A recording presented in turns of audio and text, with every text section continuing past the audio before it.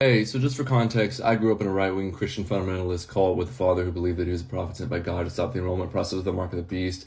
I never went to school, and all I did was study the Bible and work for my father. I had begun deconstructing a long time ago, but was still very heavily indoctrinated. And even though I left at 16, when I was 18 and I finally went to college, I had to write a paper in a class about something that should be taught in school or a debate regarding the education system in America, a system that I personally had never experienced. But what I wrote about was how creationism should also be taught in school alongside with evolution. It's a terrible paper, and I got in trouble for it, and I had the opportunity to rewrite it, and I wouldn't. I really like the breakdown that he gave about the process of deconstruction and, what a lot of people go through. I think one of the unique things about life is we all have the opportunity, not that we all follow it, but we all have the opportunity to grow as people. And oftentimes it's a nice, to look back in hindsight. But I want to point out how hilarious it is when conservatives all, pretend like they're just victimized and they're just in this system where they're just forced to have these ideas of inclusion and equality and equity. It's so unfair, because, most of these people, are white. I don't even need to go into what that means over the last several hundred years in the world, especially this country. Pretty well off. And then again, most importantly, conservatism is about protecting the status quo. The status quo is the lack of change. They're trying to prevent change. So they're comfortable in a system that works for them, but they're victims. It's always so stupid. They preach about how the liberals have the victim mentality, but they sit up there and, they're like literally a part of the establishment and they're like, oh, I'm so oppressed. Like, oh, okay.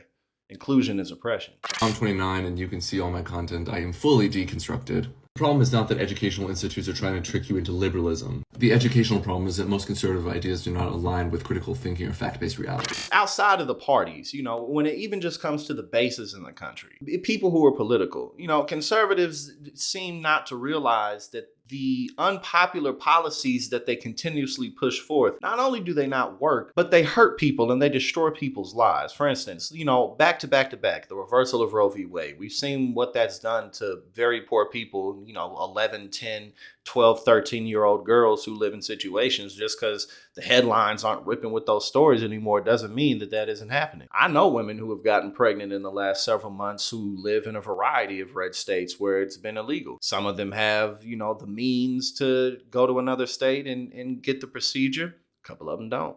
So in the voting against gay marriage, obviously that just passed in the Senate and the House, but the Republicans in the House voted against that, voted against contraception. The list goes on and on. Infrastructure, all of these things, domestic manufacturing, the list goes on and on and on. And it's like, you all are protecting the status quo that doesn't work. It's literally crumbling.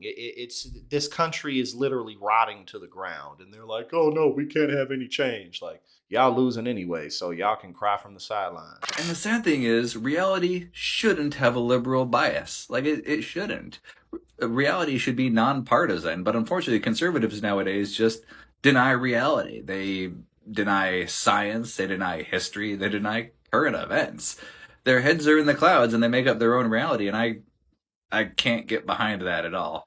It's no wonder that educated people lean to the left, because we're able to see through the veneer of bullshit that Republicans are pretty much convinced by these days. I pointed this out a number of times. I think one of the ultimate silver linings that all of us have as progressives is that millennials and Gen Z are of and coming of managerial age. I've said that many times. And all that really means is we're old enough, we got the experience, we have the resources, the networks to really start to, push for some real leadership, some real change, some real execution. When you're too young, you're obviously limited. But again, now we're adults. We're in our 30s or almost in our 30s. Some of us are even in our 40s now with the millennial Gen Z generations. We have all the tools and all the opportunity we need because now it's our turn. So let's not focus too much on what these old dinosaurs don't want. And let's just, instead focus more on what we can do. Because again, the ball's in our court now.